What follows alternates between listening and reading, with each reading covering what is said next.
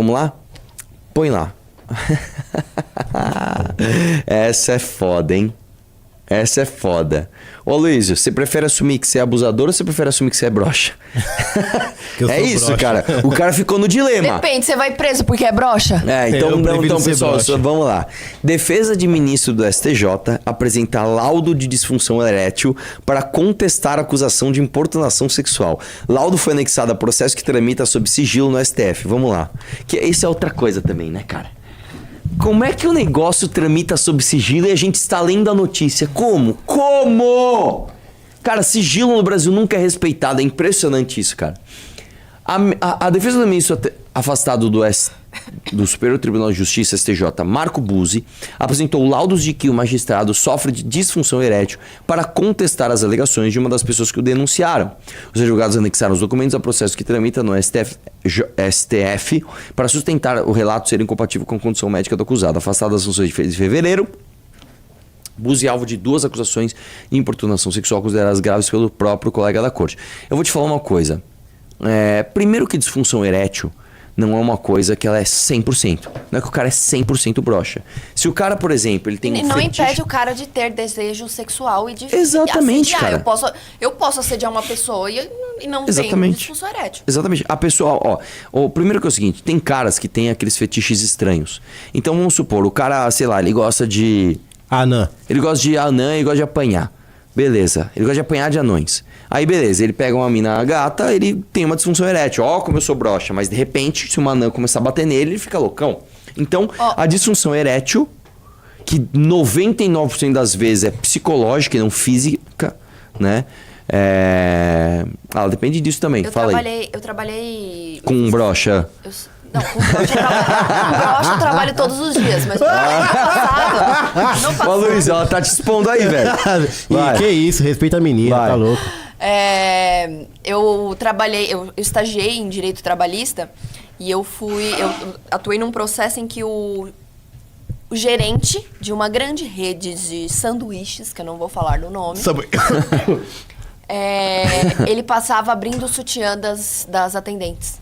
Atrás, assim. Nossa, ele mano. Passava, você tá lá trabalhando, atendendo, aí passa o cara e faz abrindo o sutiã. E aí teve um processo coletivo das moças que trabalhavam, que eram subordinadas a ele, porque ele ficava fazendo essas gracinhas e não parava de jeito nenhum. Aí foi processado o cara e a grande rede de restaurantes que vende sanduíches, da qual eu não posso falar o nome. Mas, por exemplo, esse cara ele fez um assédio sexual, é um tipo de assédio, você ficar abrindo sutiã de mulher que sem permissão. E nada tem a ver se ele era ou não, se ele tinha ou não disfunção erétil. Ele poderia ter ou não. E isso não interferiu diretamente na atuação dele. Vamos lá, desce um pouquinho.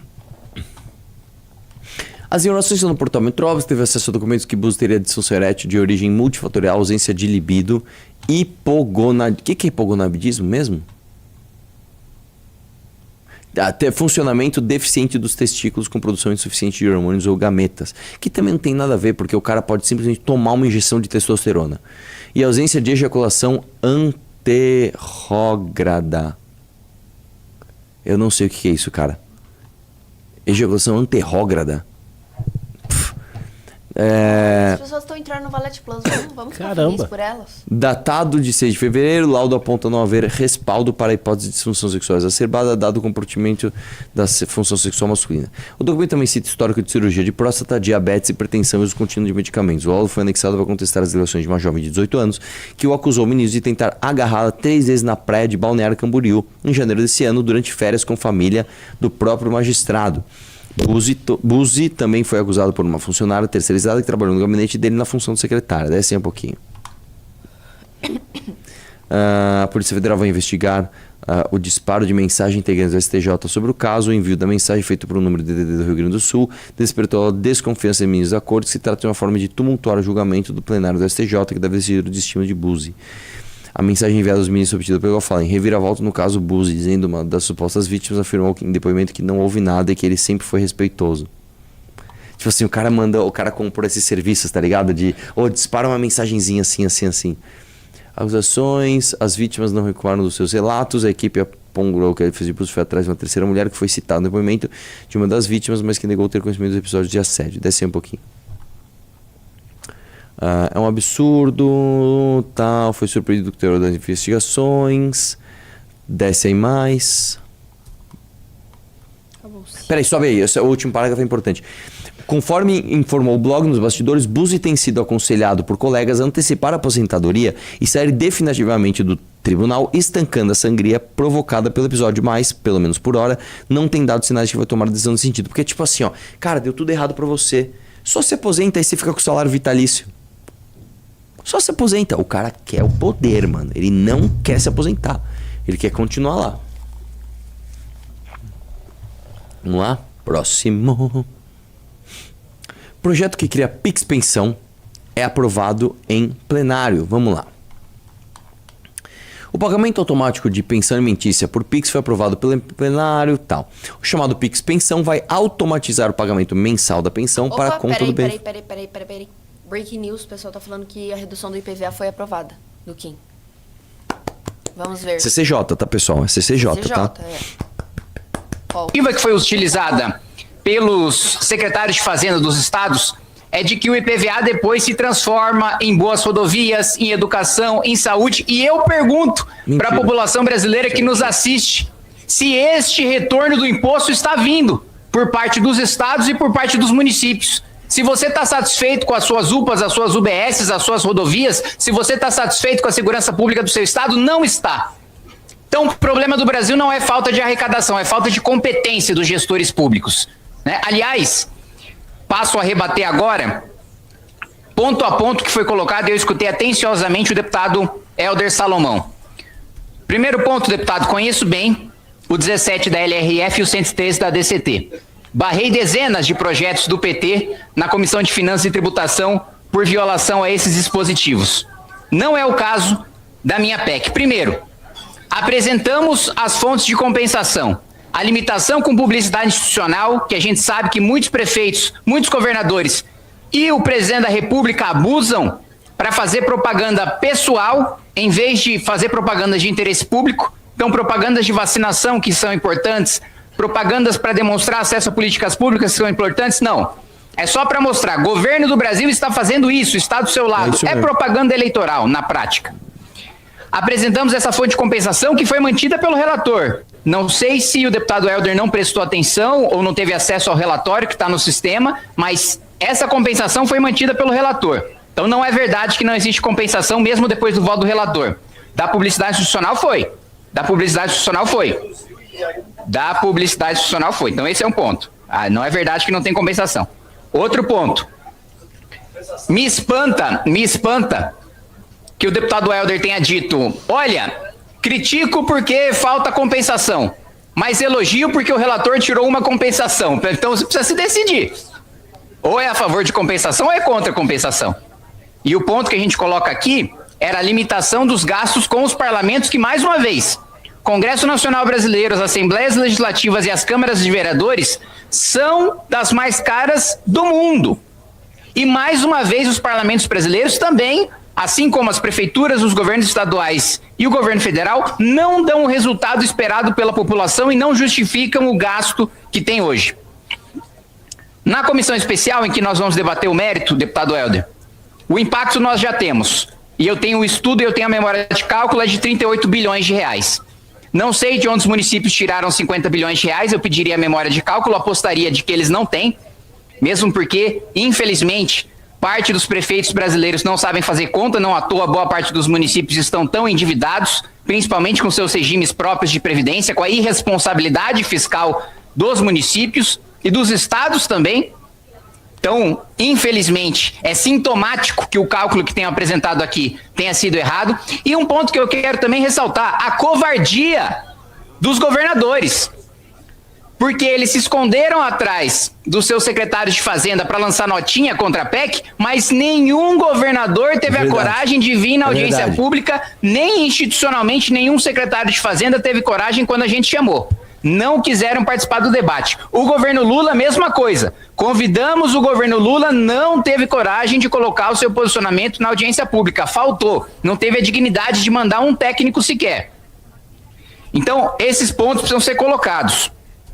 Eu entendo que possa doer um pouco em deputados do PT ou deputados do PSOL votar a favor de corte de imposto, de redução do imposto, que é a primeira vez que fazem isso, pelo menos não só nessa legislatura, mas na legislatura passada, nos dois mandatos que estou aqui, nunca vi votar em redução de imposto, essa é a primeira vez. Entendo que isso deva doer e por isso a necessidade de votar a favor porque ano de eleição faz milagre, mas ao mesmo tempo marcar as suas ressalvas. Mas devo lembrar à população que nenhum parlamentar do PT e nenhum parlamentar do PSOL assinaram a PEC, foram forçados a votar agora porque foi colocado em pauta e não querem se desgastar com seus eleitores. Espero que mantenham a mesma postura de votar corte de tributos depois da eleição, na comissão especial.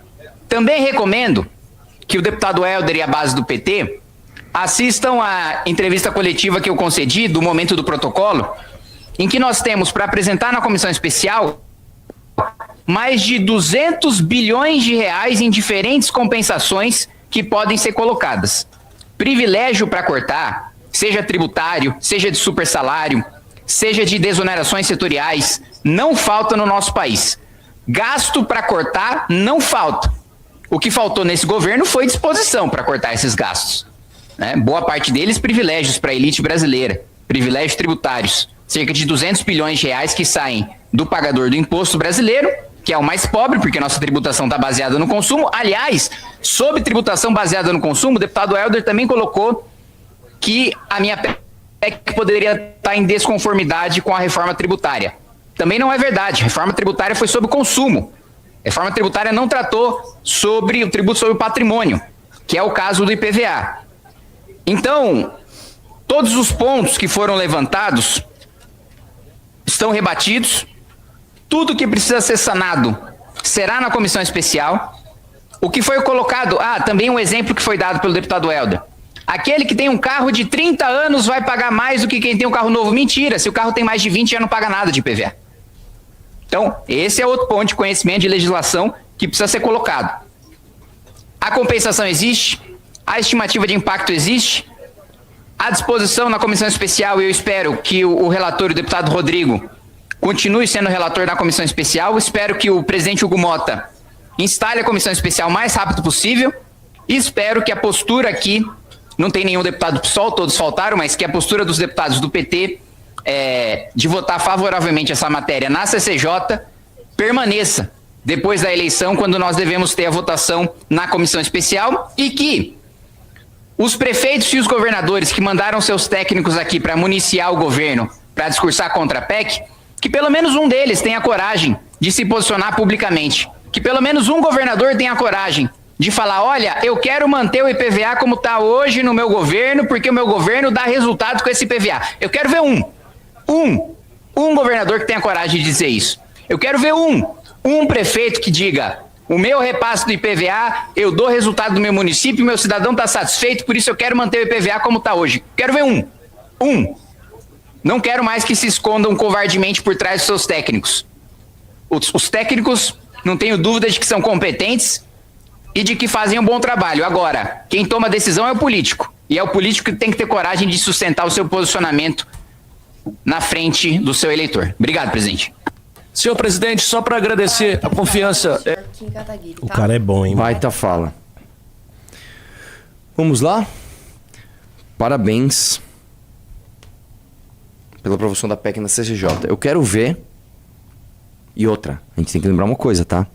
PEC não depende de sanção ou veto de presidente, tá? Se essa PEC passar no plenário... Como que o governo, como que o Poder Executivo mexe nisso? Como tem muito cargo, muita influência, ele vai na casa e tira os deputados da votação e os senadores quando for para votar, né? Que são 3/5 da casa em 2 turnos cada casa. Vamos lá? Põe na tela. Olha! Vai lá. pesquisa da Datafolha está sendo divulgada hoje mostra que parte dos eleitores declarados de Lula e de Flávio Bolsonaro é classificada em campos diferentes dos candidatos. A gente vai acompanhar mais uma vez aqui no nosso telão. Primeiro, o espectro político dos eleitores Lula e Flávio. Primeiro turno estimulado Lula do PT. Especificamente sobre o presidente Lula. Centro-esquerda, quem vota no presidente Lula, 36%, 24% de esquerda, 19% de centro-direita, de centro 16% e de direita 5%. E aqui temos também a simulação em relação ao senador Flávio Bolsonaro. 38% dos que votam de centro-direita, 25% de direita, 17% de centro, centro-esquerda 15% e de esquerda 3%. Então são esses os panoramas dos dois pré-candidatos, pesquisa registrada no TSE sob o número BR 09956/2026. Uma pesquisa. Sabe por que eu acho que isso acontece? Primeiro, por conta da rejeição, né? O cara tem tanta raiva. O cara de direita tem tanta raiva do Bolsonaro que ele vota no Lula. O cara de esquerda tem tanta raiva do Lula que vota no Bolsonaro. Mas mais por conta de desconhecimento do que é ser de direita ou esquerda. Eu tenho certeza que a esmagadora maioria das pessoas que respondeu que é de direita e vota no Lula, não centro-direita, de direita, e que é de esquerda e vota no Flávio, não sabe direito o que é ser de direita ou de esquerda. Ele não sabe muito bem, né? Porque não faz o menor sentido, tá? Não faz o menor sentido. Né? Os caras, caralho, o povo não sabe nada. Os caras não sabem nada. Eu acho que tem sim o cara que é de esquerda e vota no Flávio e o cara que é de direita e vota no Lula. Tem. Que é o cara revoltado. Ele tá tão revoltado com o próprio campo. Eu vou te dizer uma coisa. Sabe quem seria isso se não fosse um político, se fosse só eleitor? Ciro Gomes. Eu tenho certeza que o Ciro Gomes seria um cara que ele se colocaria como um cara de esquerda, mas votaria no Flávio só pra tirar o prestígio do Lula, né? E na direita, um cara de direita que votaria no Lula, cara, posso falar? João Amoedo. João Amoedo se considera de direita e apoia o Lula, né? Então esses caras existem. Só que eu acho que a esmagadora maioria é aquela galera que não tem a menor ideia do que tá falando. O que é direita? Sei lá, mano. Eu acho que eu sou de direita, acho que eu sou destro. E vou votar nisso. Acho que é isso, né? Gostou desse corte? Inscreva-se nesse canal para receber mais cortes como esse. Deixe o like e compartilhe.